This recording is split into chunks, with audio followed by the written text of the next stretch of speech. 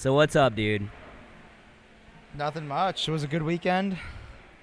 Feels good. Yeah, so for those of you that don't know, this is going to be a brand new episode separate from what I was just doing all weekend with the Crash Crucible. I've got JR here, owner of Crash. What? This is like your third appearance, bro. You're becoming a VIP. That's right. I think our voices are kind of losing. It might sound a little bit different after talking for 72 hours. That will sound very raspy for all the listeners. And then we've got Taylor Self out of Charlotte. He was here this weekend competing at the Crash Crucible and just took first. Got some money. Yeah.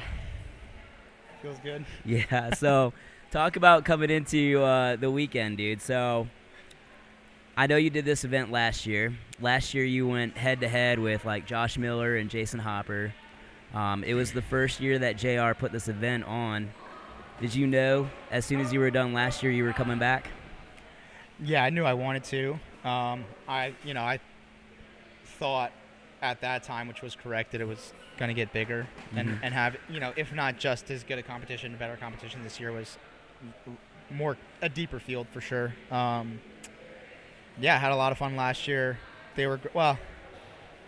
I didn't do well, so I didn't have fun, but I liked the workouts and I liked the event, and I knew that I wanted to come back for sure. But if I don't do well, I don't have fun. You crushed that first event last year. I specifically remember that one.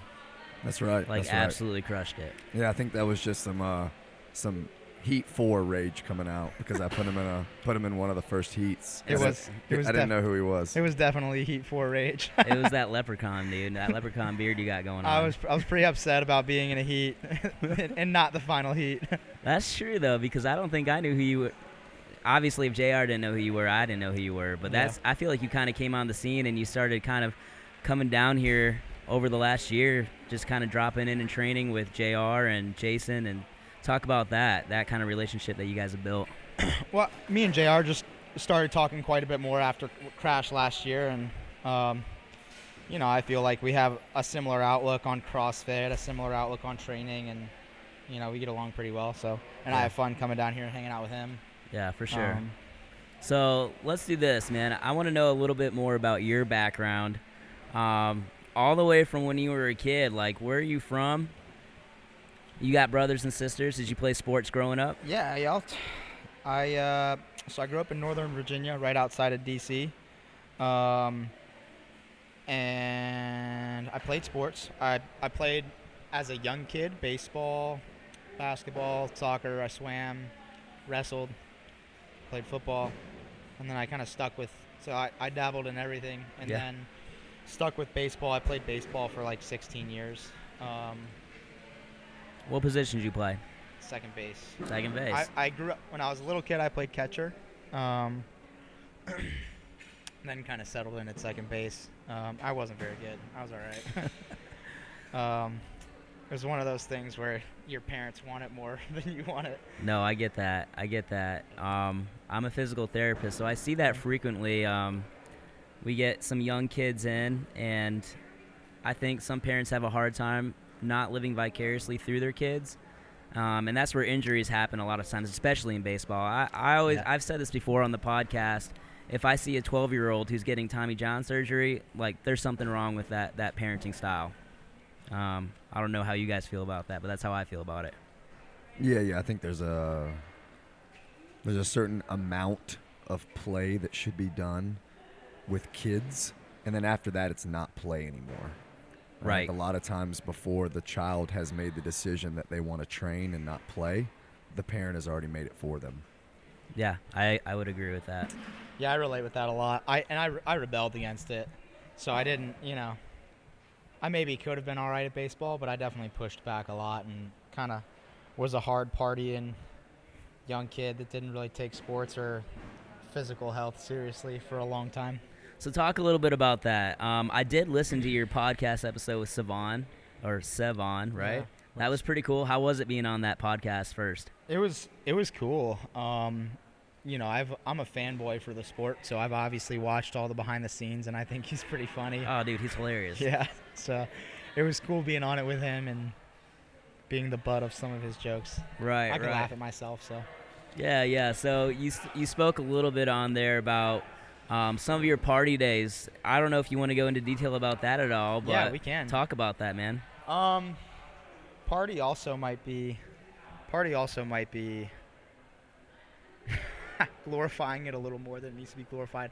I come from a family of, there's alcoholism and some drug addiction in the family. And so from a young age, I probably got involved with some things I didn't need to get involved with. I smoked weed pretty early on as a young kid, drank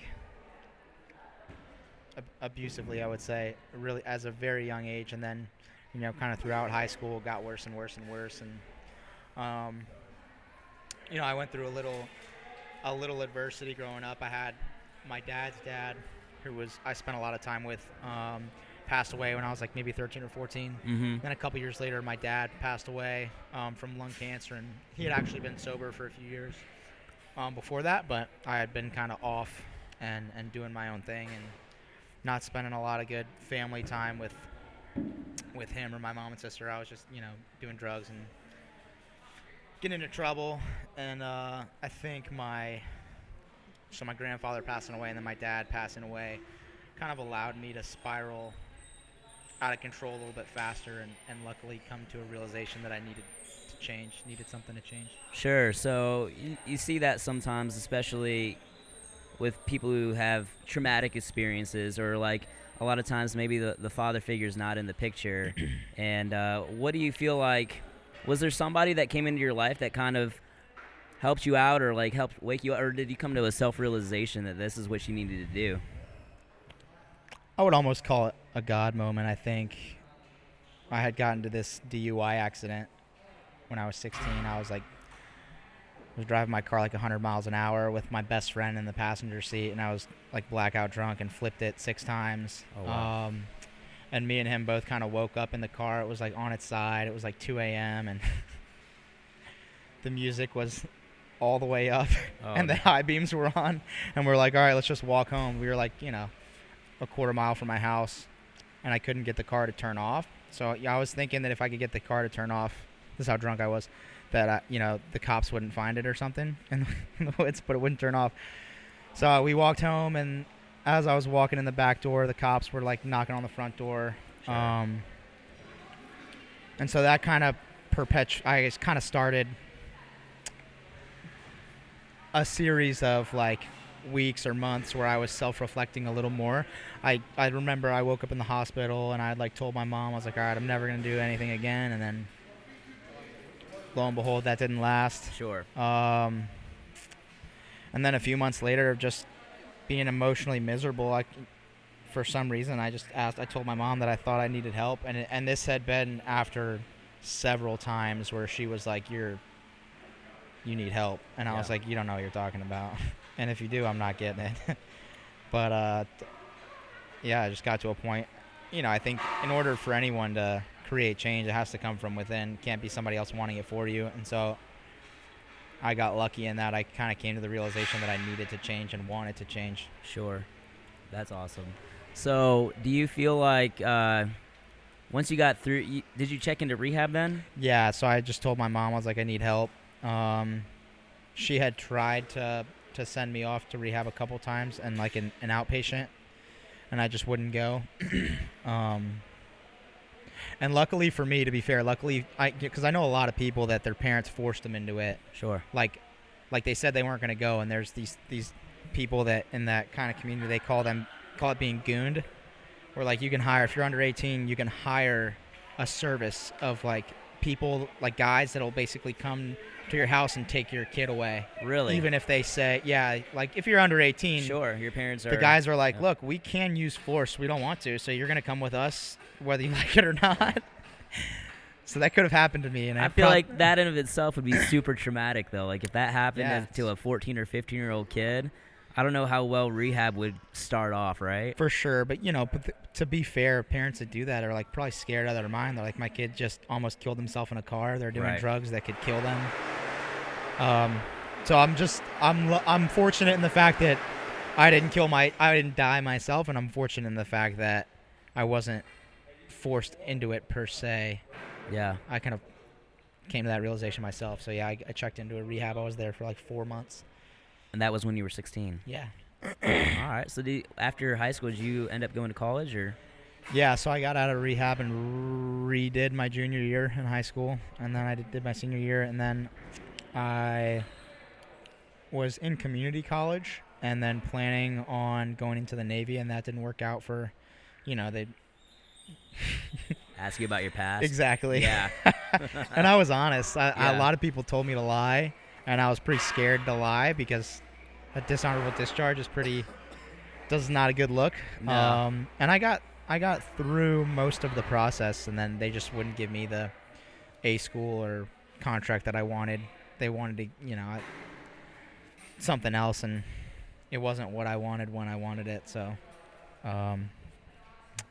So what did you end up doing? I think at that point I had finished my associate's degree at community college, and so I enrolled in a 4-year school in the social work program, kind of in that sobriety field, trying to work in that, and did that for about a year and a half, and then moved to Charlotte and transferred to the UNCC School of Social Work. And then up until last year, I think I had 6 credits left and decided to not. So how old are you right now? 26. You're 26 years old. All right, so it doesn't seem like as a teenager fitness was really a part of your life. At what point throughout this whole story were you like, hey, I need to start focusing a little bit on my fitness, on my physical self? Obviously, you'd been focusing on your mental health. And then how did that lead to you finding CrossFit? So my family was, they're a military family and a sports family. So my grandfather was always in the gym, and so was my dad a lot. So I kind of grew up around it. But I remember in rehab, like we would go to the gym for an hour a day, and I would always, for the most part, just play pickup basketball. You could play basketball or work out, and I was always playing basketball, and then I started like trying to work out, and I remember I couldn't run on the treadmill, one of those like shitty Life Fitness treadmills, for more than 5 minutes. So I would have to do 5 minutes and walk for 5 minutes. That's it. And that's kind of when I started enjoying it. Then I got out of rehab and was in like conditioning class in high school, and was lifting a lot of weight. Well, not a lot of weight, but I was lifting weights a lot. You were putting 45s on each side of the bench? Exactly. I was doing that and just bicep curls pretty much exclusively. And kind of I was pretty fat, honestly, around that time too. So I was just like lifting weights. I wasn't doing any like meaningful conditioning. I didn't really know what that was, other than like we used to have this thing called happy hour on Fridays, where it would be like a conditioning thing after class, after school. And it made me throw up one time doing like prowler pushes. So I just kind of started getting into it more after that, and then wanting to go into the Navy. I was running and swimming and started doing push-ups and pull-ups and sit-ups a lot, but like running and swimming a ton. And so I started getting in better shape and kind of realizing that's what I wanted to do. I was running a ton, like running. I started off, I had this mile loop at my house, and I would do that twice a day. And then I had a 3-mile loop, and so after that got easy, I would do like a mile in the morning and the 3-mile loop in the evening. And then I worked up to like a 7-mile loop, and I would do that like 3 times a week with a mile. So I was running like twice a day, swimming 3 or 4 times a week. Wow. What did your weight get down to at that point? At my leanest, I maybe was like right at 180. Mm-hmm. Yeah, but I was just running and swimming a ton. And then my sister had taken me to a CrossFit class, and I had done like, I had liked it a lot, but I kind of just like, I just need to run and swim. That's what I need to be doing right now. So I didn't go back. And then a little while later, I had talked to her about it a little more, and I think I watched like the 2016 Ranch Chipper on CBS. I think it was on CBS at the games. And honestly was on, I think, Instagram, and saw like an Instagram ad for like a boot camp at a CrossFit gym, and thought that would help me get into better shape. And so I signed up for the boot camp, and I went in there like, you should probably just do CrossFit. You don't need to do the boot camp. Yeah. You were in there with all the ladies doing that fit body boot camp. They made me interview for it, so I didn't even get through the door. That's awesome. All right, so then you landed in CrossFit. Yeah, I started doing CrossFit at that gym. It was like 2017. Where was that at? It's called Nova CrossFit, Nova Strength and Conditioning. I don't know if it switched ownership or if the gym is still there.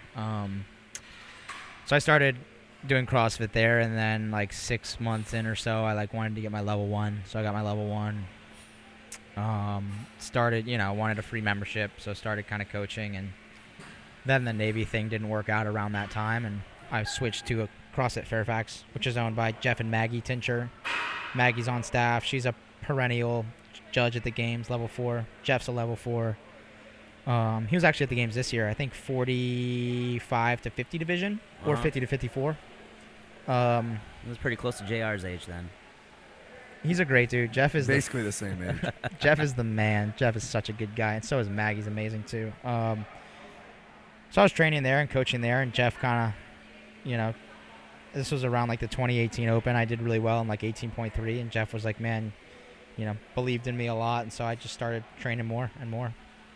That's awesome. So was he doing special programming for you, or you just were hopping in more classes? He had a girl at CrossFit Reston, which was his other gym, named Christy Atkins, who's an 8-time games athlete. So I started jumping in with her and her coach, John Main, of the 10 years, who was my coach.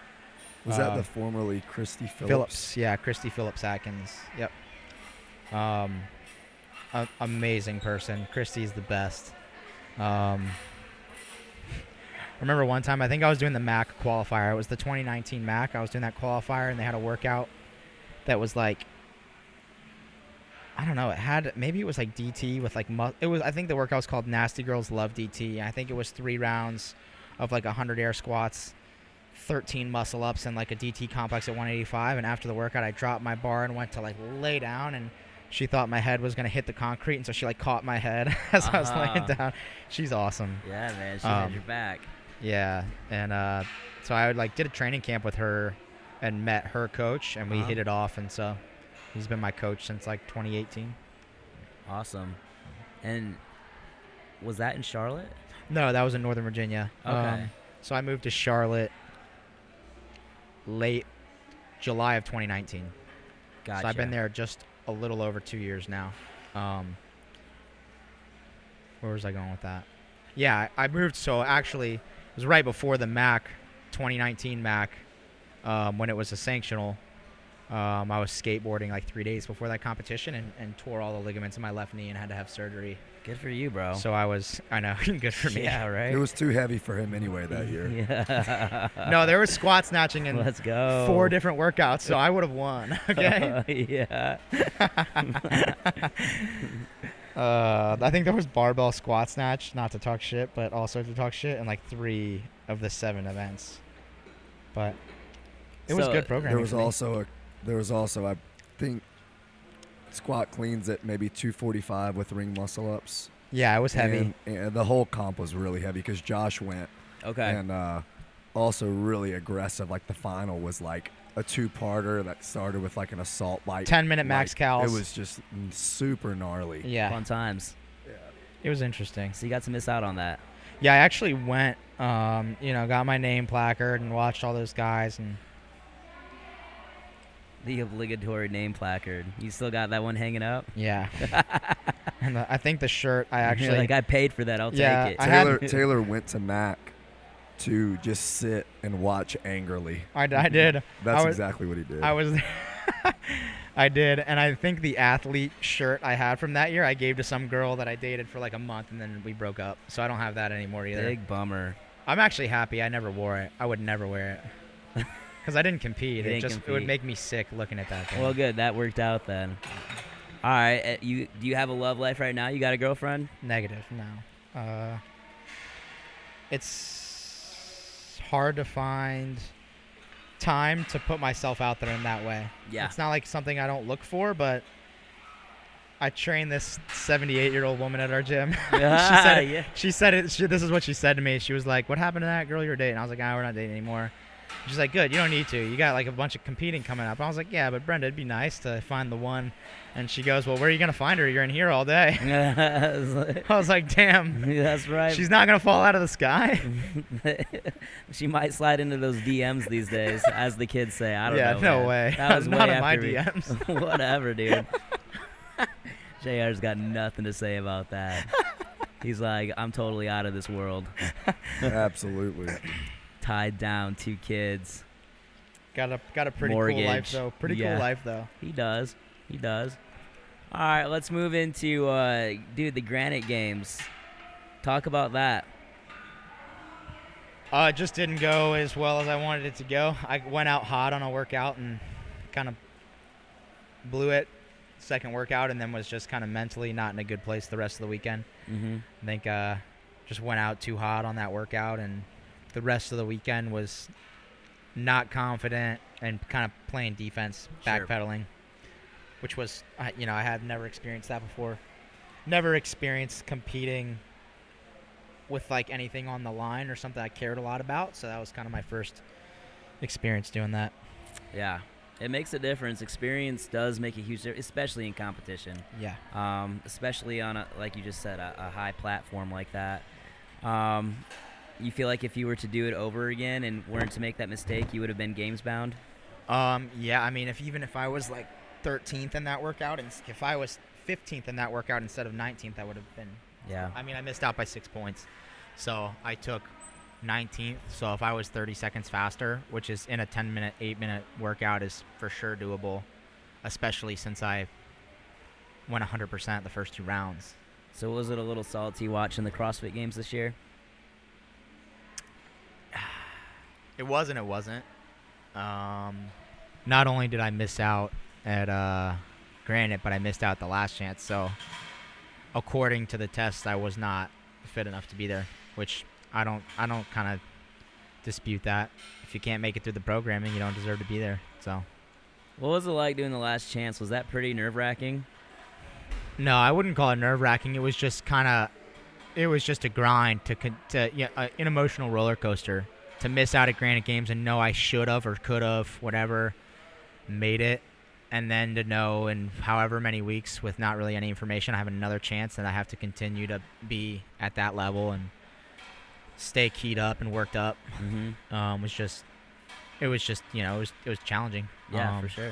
But I loved the last chance workouts. I thought they were great, and I thought they were a good balance. Yeah. I wasn't expecting to take last on the deadlift. I knew it wasn't going to be my best, but.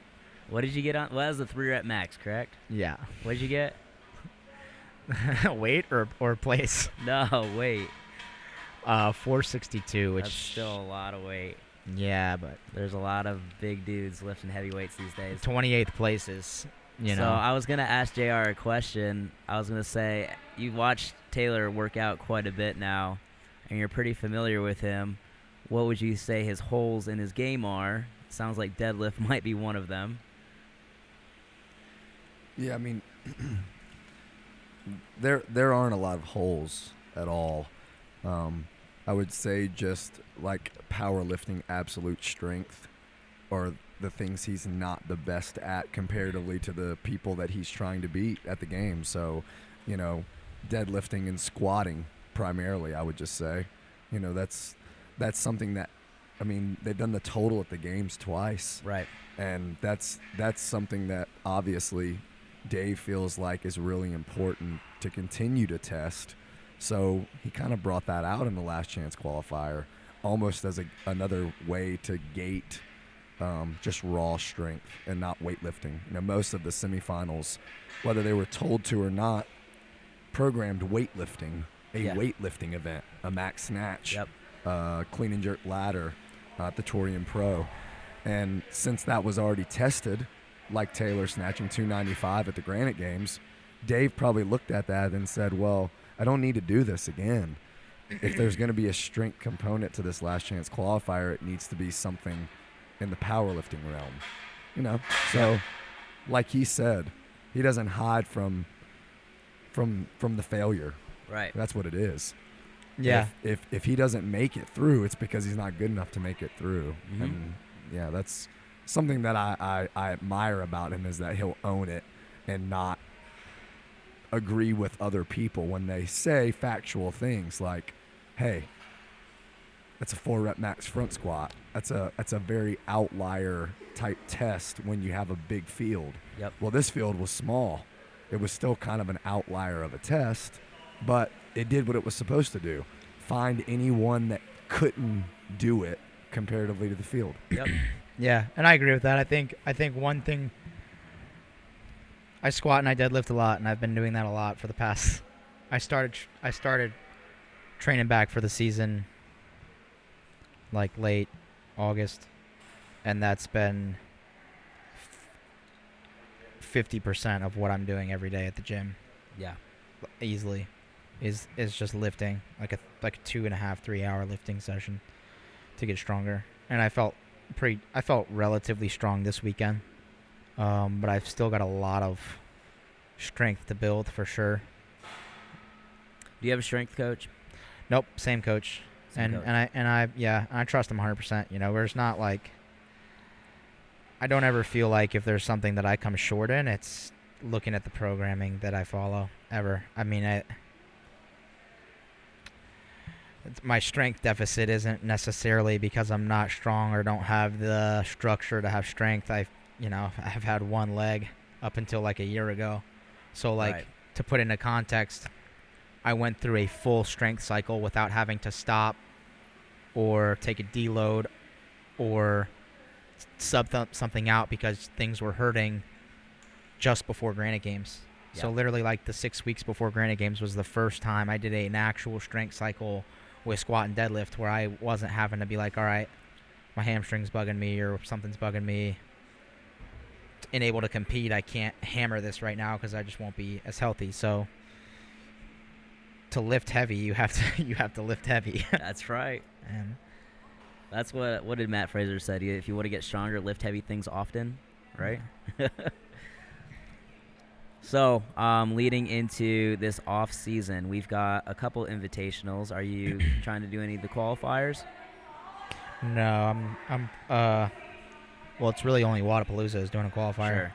And that was this past week, and my ego's not big enough to think that I could do well in that and do well in this. The man don't get paid for qualifying for Wadapalooza. He's true. Trying to make some money. That's right, and he did. More than make money is just gain experience and do a good event, which I trust this to be. There are even some events that you have to qualify for that I don't believe that and trust in that. Right. So, to be fair, I think the world of JR and I think the world of this event just because I know how much he cares about the athletes and I know how he's wicked smart. Yeah. And not only that, but knows probably as much history in CrossFit events, programming as anyone and takes that into deep consideration. I mean, I just think to myself, if you look at an event and you've got 7 workouts and one of them, like a regional style event, and one of them or 4 of them have the same movement in it. So that's when I say I trust this to be like, I trust that I'm going to come here and it's not going to be something stupid where I might get hurt because of the programming. And I also know it'll be a fair test. And I thought last year was an amazing test. I thought this year was a great test.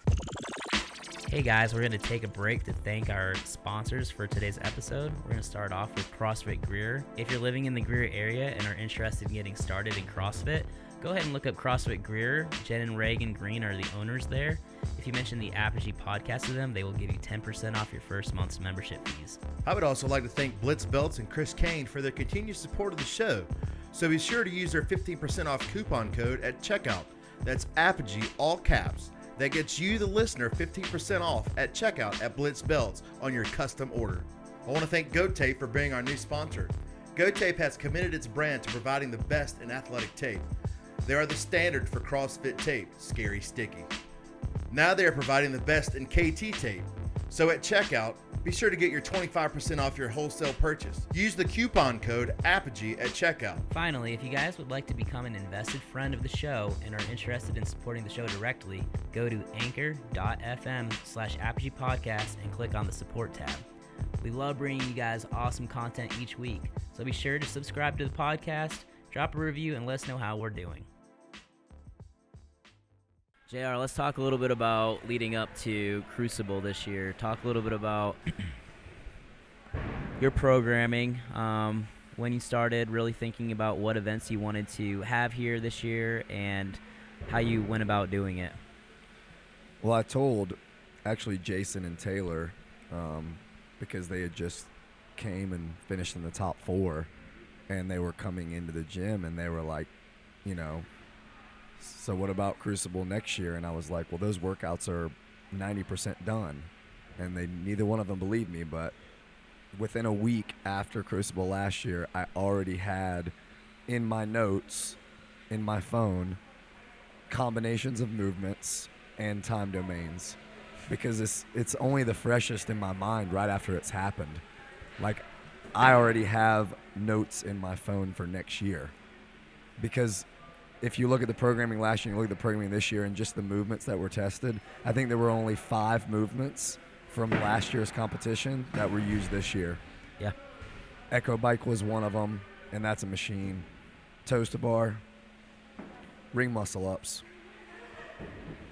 Air runner. runner, Yep. GHD, Oh, yeah. sled push. So 6. And I think that's it. Last year, there was wall balls. Yep. This year, there was thrusters. Last year, there was like a DT complex with rope climbs with legs. This year, there was a snatch ladder. There were legless rope climbs. Last year was 300-foot handstand walk for time. This year was obstacle. Last year was dumbbell snatch workout.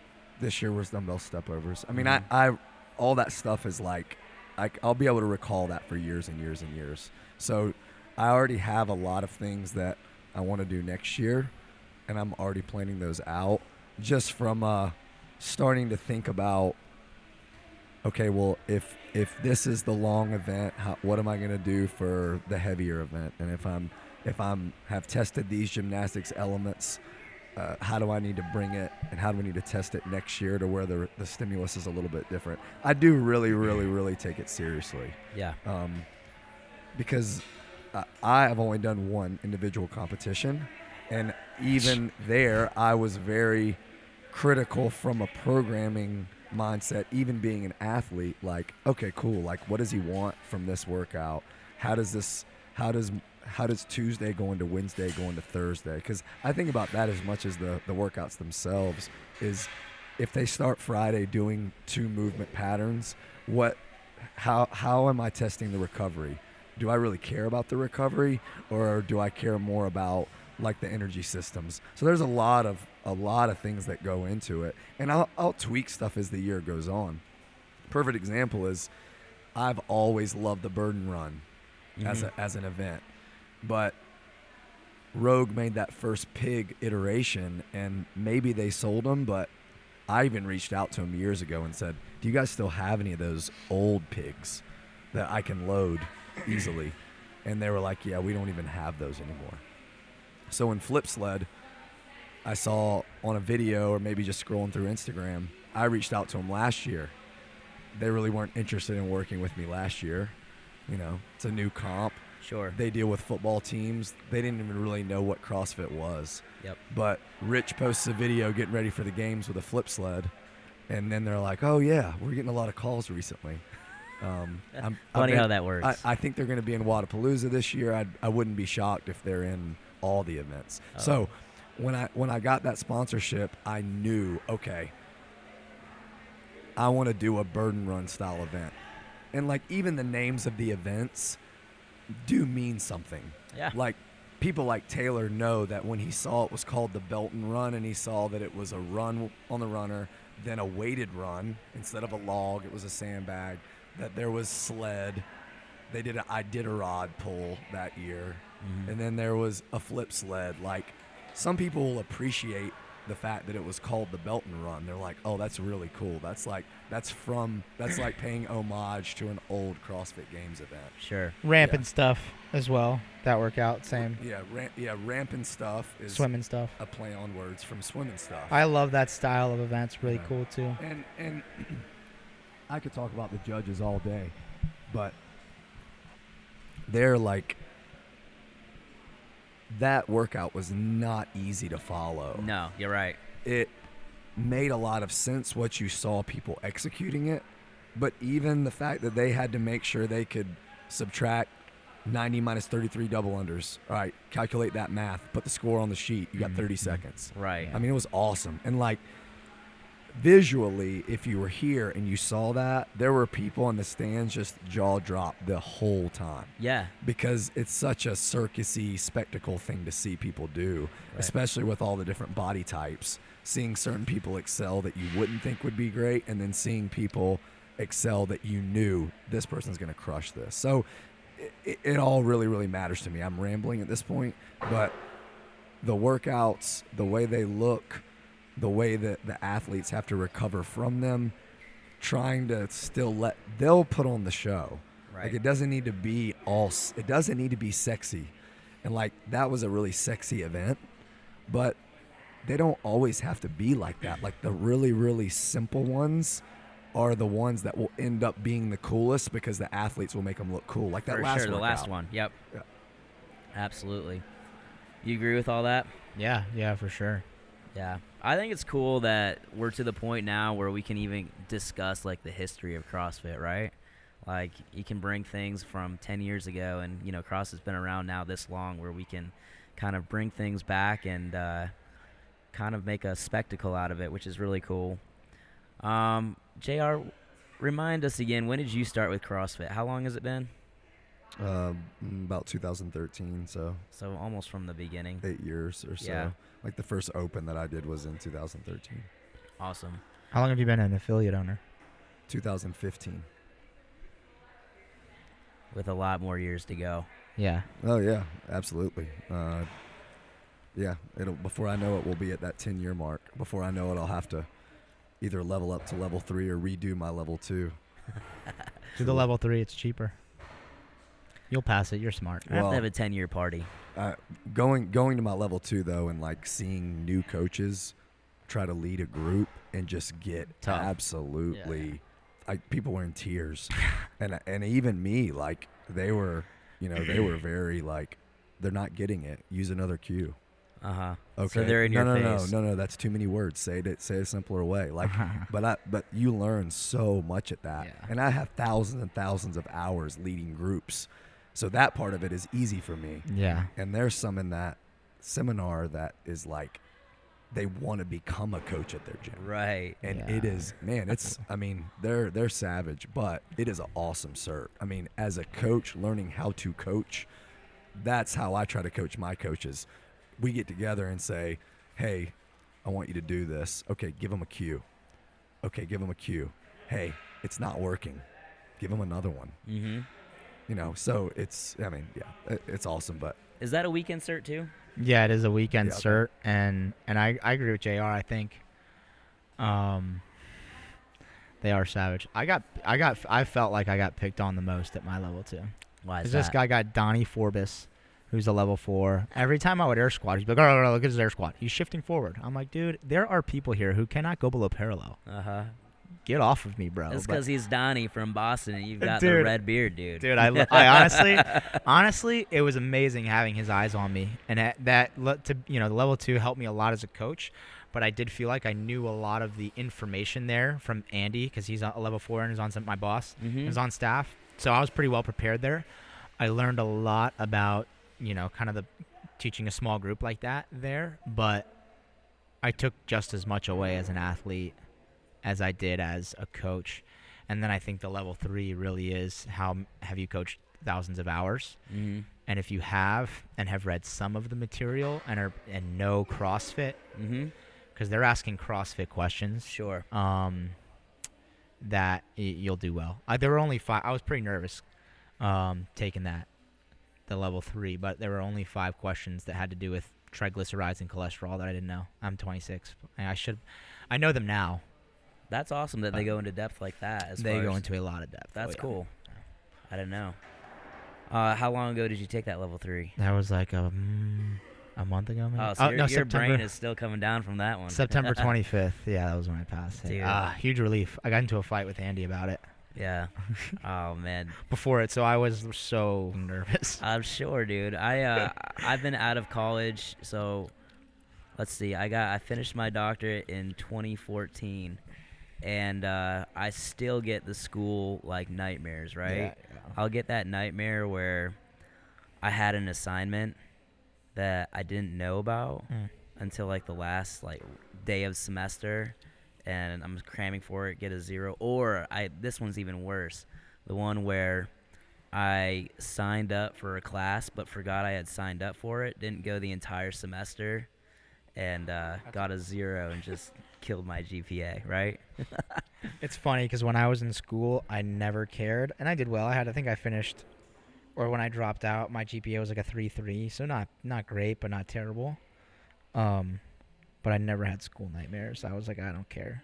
But the level 3, oh my gosh, I care about it, you know? No, well, that's a good thing. I mean, you need to care about what you do. Exactly. And this is your career. So talk a little bit about coaching at your box, right? I love it. I think initially when I started coaching back in Virginia, I wasn't, I was doing it for a free membership. And then I switched gyms to Jeff and Maggie's gym, and I started becoming a coach and learning and enjoying it a lot and really loving it. When you work for somebody who's extremely passionate about it, it rubs off. And that just, carried momentum into moving to Charlotte and working for Andy. I mean, he's extremely passionate about it and is really, he's an over 10-year affiliate, oldest gym in Charlotte. And, he's a heck of a coach. So it's been amazing. And we have an amazing community there. So is it safe to say you're pretty much managing that entire gym? No, managing would be a very strong word. Sure. Andy is there every day. Okay. From 8 a.m. to maybe 4 p.m. And then I'm there every day from like 9 a.m. to 8 p.m. So we interlap a lot. We coach I'd say me and Andy coach almost the same amount of classes. And then what he has me doing is being in charge of like new members and getting new members. Not in like I don't know. It's weird saying that because it's like, I'm in charge of like going out and trying to market the gym, but we don't really do that. What we try to do is offer the most value to our members, more value than any other gym in Charlotte for what they're paying. We believe they're getting the best coaching. We believe they're getting the best workouts, the best eyes, the best environment, whatever. So that's really what we try to do and offer things. We try not to. We're not a salesy gym. That's some the are, worst, right? Yeah, that is the worst. That's what I love about JR's gym. I Yep. mean, his community is incredible, but that starts from the top down. So, and that's how I feel about our gym too. Andy's the man, and our gym's incredible. It starts from the top down. That's awesome. I 100% agree with that. So I have to ask you this: now that you've been to a semifinal, you've been on Sivan podcast, and people know who Taylor Self is in the CrossFit world a little bit. Do you get people coming into your gym and like knowing all about you before they've met you, or are you still like, yo, I'm Taylor, and they're like, cool, man, nice beard? No, no one comes in and knows about me. Most people who are coming to my gym are like, have never done CrossFit before, Sure. which I love. Those are the people I want in the gym. And it's just fun. That's the most fun way to coach, is to teach someone who's new and has never done it, and they're learning things, and they're like, damn, like, I had this one guy who's new earlier this week to me. He's like, there's a lot of technique in CrossFit. I was like, yeah, man. I was like, you've been doing it 2 weeks.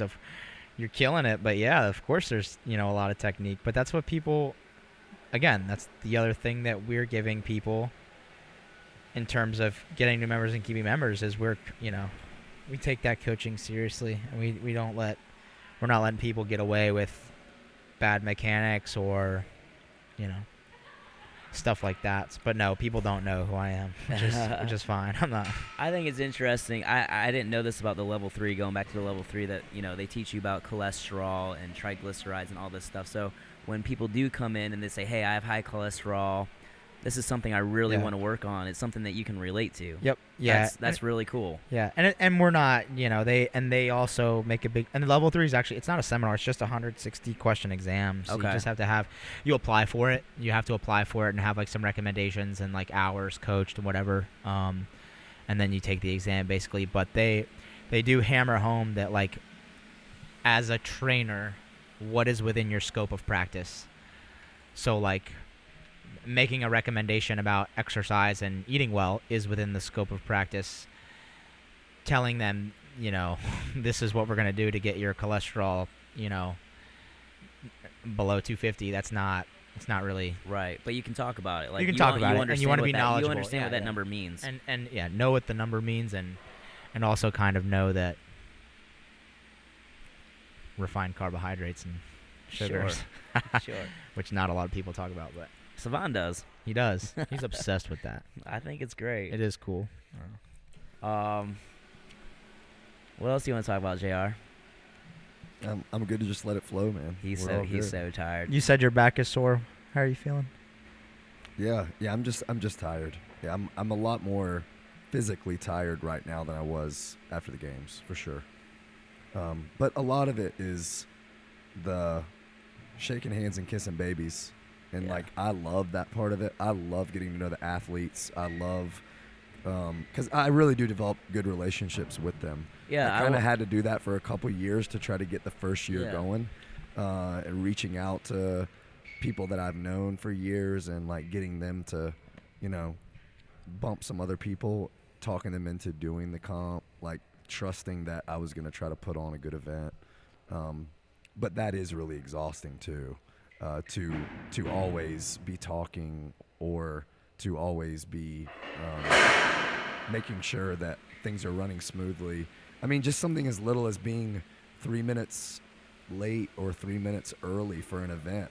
I mean, if I'm in the back warming up and I know I have 10 more minutes to get loose, I don't want to be told it's time to corral. I mean, I'm planning all that just like these athletes are that are going to these big events.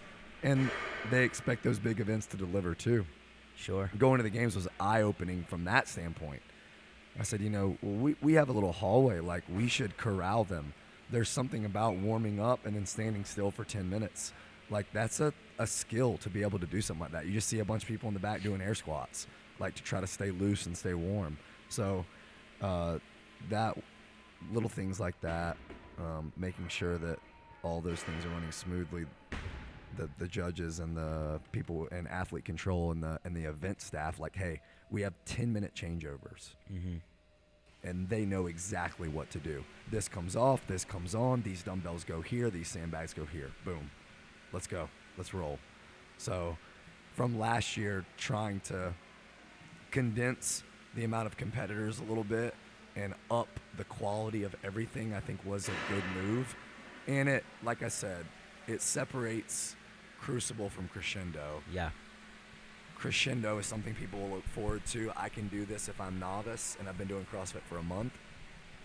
I can do this if I'm been doing CrossFit maybe for a little while, or I've been doing it for years and years and years, and I'm just slowly getting fitter and fitter, and I can compete as an intermediate athlete, or, hey, I want to compete against Taylor.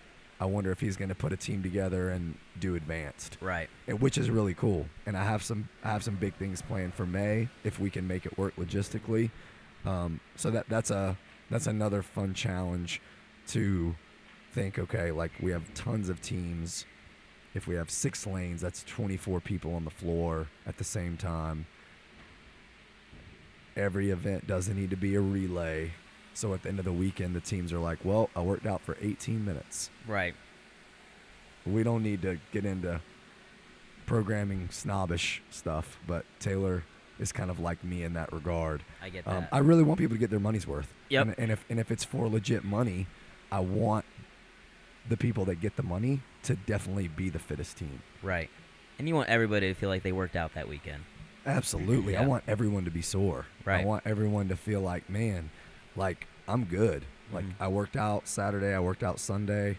I'm ready for it to be over, but I can still go in tomorrow and move a little bit. You know, Right. I'm not completely wrecked because 5 out of the 6 events had squatting. Yeah. You want them to feel tested. Talk about your event coming up in December. I'm excited for it. It's going to be the first. It's our inaugural year. It's called the CrossFit Charlotte Classic. Yeah, there's just not really yet a big individual event in the Charlotte area. and we're looking to hopefully break ground. And I also know that me and Andy are similar to JR and that we have extremely high standards and expectations. We know we can put on a good event. We are both experienced in the CrossFit space. Me, relatively experienced. Him, insanely experienced. And then him as well, insanely experienced in the competition space. I mean, Spencer, another 8-time games athlete, his son. Right. So he, man, he'll come up to me like, hey, listen to this workout. And he's just, all he does, he's like JR, all he does is think about workouts, which I do to a degree, but I also, I have a coach that programs for me, so I also think about training more than I'm thinking about cool workouts. But Andy will just rattle off these cool workouts. This is one of them that I love. And it's not going to be an event. Don't worry. They're going to be announced in the next couple weeks when I get Rick up. I was initially going to announce them before Crash, and then things were just moving too quick, and I was really nervous about this. So, but so they'll be announced in the next couple weeks, and people don't have to be worried about having stuff they can't do. It'll be accessible, but it's going to be a very well programmed event. But Andy this is like this workout that I actually did it one day. It's just a prowler push and thrusters, and it's 21, 15, 9. I think it starts with the prowler. It's like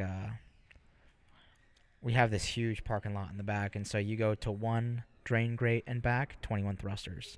The next drain grate and back, 15 thrusters, and then the longest, which I think is 200 yards total and back, and then 9 thrusters. I think it was at 135, and it's just savage workout. So savage. Sounds fast. But he just came up with that. I mean, he'll just do stuff like that. He's like, I've been thinking about this workout, but and then you do it. Yeah, so we'll put on a really good event, and me and him both take pride in being on time and being cordial, and anyone that's done an event at our gym before knows that. And being squared away with the judges and movement standards. Andy's a level 4. I'm a newly minted level 3, so we care about upholding those things. But it just being professional. And a lot of events kind of overlook that. I think they overlook how professional it's run. I mean, if you have a gym that doesn't look that professional, or it's an older space, no one really cares. If your gym is if the event is extremely well run, everything's on time, the equipment's all the same, things are not, shoddy or questionable, judging is good. But also, like, from an athlete standpoint, like, and this is kind of like JR saying he's snobby with the programming, I kind of am too. Like, I want to look at a workout and be like, oh, this is going to be fun to do. Like, if you've got a 5-event competition and one of them is a 400-meter sprint for time, no thanks. Right. Like, it's got to be CrossFit. Right. Yeah, and you can have a sprint workout that's CrossFit. You can have a heavy workout that's CrossFit. When you have 15 events and you're at the games, test single modality. When you've got 5 events, test CrossFit. 100%. I couldn't agree more. No football tosses at your competition. Right? Oh my God, dude. Yeah, no. I wonder about that sometimes. Not a single one. Well, I did make that throw, so I wasn't upset about it, but it's that baseball background. Yeah. So talk a little bit more in depth. Divisions what can people expect on that side? So the advanced division is going to be, I put this in the standards, but to get into a little more depth, is someone that's like quarterfinals, doing relatively well in quarterfinals, up to semi-final-ish capacity. I'm not expecting to have any games athletes there. I think I'm going to have maybe 1 or 2 semi-finalists in the advanced division and a couple guys that were really close. So expectations of movements, there's not going to be anything crazy. I'm not going to put anything in the event, especially the first year where it's like, everyone's getting capped and they don't get to work out. They're going to be very demanding and very well-balanced tests. But like, I don't know that I'm going to have like someone like Jason here or Jacob Pfaff, so I'm not going to put a 275 snatch, and I'm not going to put parallel handstand push-ups yet. Right. But the advanced division will be, you don't necessarily have to have that to test who's the fittest is going to be there. Yeah, absolutely not. So it will be really good workouts, but nothing crazy. And then for the intermediate division, I kind of described is like if you're RXing every workout in your gym, you're that's a great division for you. If you RX'd every open workout, great division. Even if you made it to quarterfinals, fine. If you're like, top 1,000 in North America, maybe you should be in the advanced division. But the intermediate division is very much like an RX division. Okay. I guess to distinguish, advanced means advanced. And I think most athletes will look at themselves and know whether they're advanced or not. Intermediate, I think, is just, it's RX. You have the capacity to do all the movements, maybe not to such a high degree, but yeah. And then we'll have 2 masters divisions, which we're hoping to be very competitive. Like an RX level masters. Have you courted JR for that one? Well, we don't have our divisions are 40 to 49 and 50 plus, so he's a little young. He could do individual and probably do very well though. Yeah, I think it's very smart to when you do masters events to understand that 35 to 39, even 40 to 44.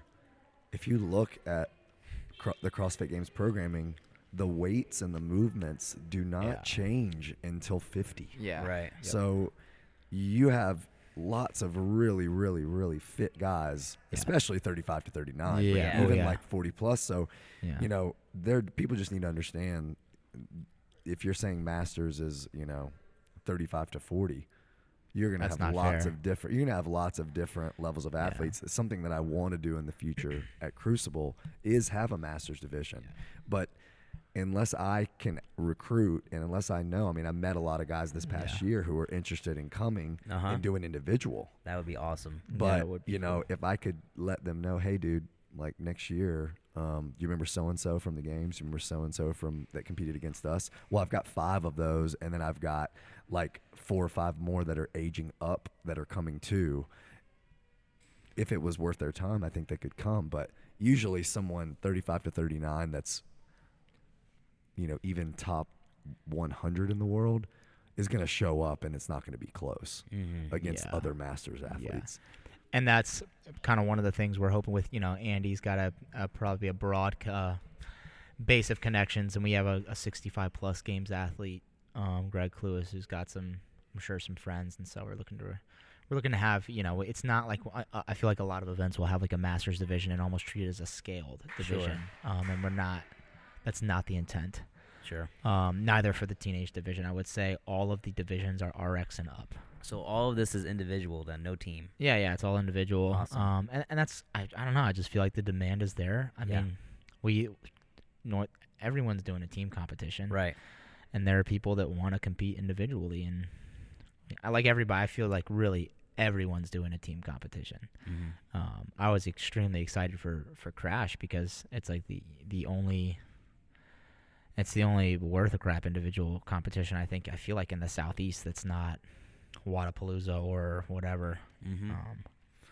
100% agree with that. Yeah, one of the biggest pieces of feedback I got when I started to put information out about Crescendo last year is, will there be a masters division, and will you guys program it as if we're people that are fit? One of the things that really bothers, even the 40 plus is that, hey, in the open, we have to do muscle ups and handstand walk too. Right. And we can. Yeah. So don't, the way I did it was the intermediate division was very, very similar to what I asked the masters to do. And you had some teams with 2 people that could do everything and 2 people that couldn't. Well, that's a competition then. Right. That's kind of how it should be. I mean, you saw people in this competition that struggled doing certain movements, but they are an elite athlete at their gym or comparatively to most people in that age division. So that's the way it should be. Cool. So in Charlotte, roughly how many CrossFit gyms are in the Charlotte area? Is there a lot? Yeah, there's probably close to 40. Are you guys a pretty tight-knit unit, kind of like the Upstate is here in South Carolina? No. Well, I think, I don't know anybody in Charlotte other than my gym and Andy. I've only been there 2.5 years. Andy knows a lot of people. He's got a huge network. But it's, I don't think it's, It's different because there are gyms where we'll have people that'll drive 25 minutes to our gym, and I'm sure they bypass 5 to 10 CrossFits on our way. So, Sure. whereas Spartanburg, I don't know how many CrossFits are here, but JR's is, Maybe like 3 or 4. yeah, but JR's, crashes. Right. We try to be that in Charlotte, but again, we have a flavor that's not for everyone. Yeah. Everybody has different tastes. We're definitely old school. We're old school CrossFit. But it's an awesome place. Do you or Andy do the programming design? Andy handles, so his son Spencer actually, which this is interesting. Him, Austin Maliolo, another big name, James Hobart, owned what was once Ham program, and they did affiliate programming all over the world. So we had that, and we would loosely follow it, and if Andy thought he wanted to do something else, he would do something else. And actually CrossFit.com home office now, used to be HQ, CrossFit home office now, bought Ham plan. It's now CrossFit affiliate programming. Right, They call yep. it the CAP, and so we have that. Okay. And which well, when Andy wouldn't do Ham plan, a lot of times he would pull from .com. We're classic like that. He loves .com, and so do I. I mean, if you don't follow, I don't want to say it, but anyways, people don't need to know that. If you're looking to get fit and you're not a member of a gym, follow .com, and you will get fit. Right. And you will be tested, and you will be exposed. But we do that. And now CAP is pretty close to .com. I think a lot of it interlaps, and Spencer's doing a lot of the programming for them, which is really cool. Very cool. Yeah. Talk about some of the sponsors that you brought in here, specifically like CBD MD. Did you connect with them at the CrossFit Games? I did not. I mean, I shook hands and met them at the table, but it is not something that, foolishly, I didn't even think about mentioning that I was running an event. That there's a medium somewhere where they told CBDMD about my event. There's some kind of exchange happened, and then John reached out to me and said, "Hey, we hear you doing an event. We're actually coming to Charlotte to do an event. We're kind of located out of Charlotte, John's a great guy.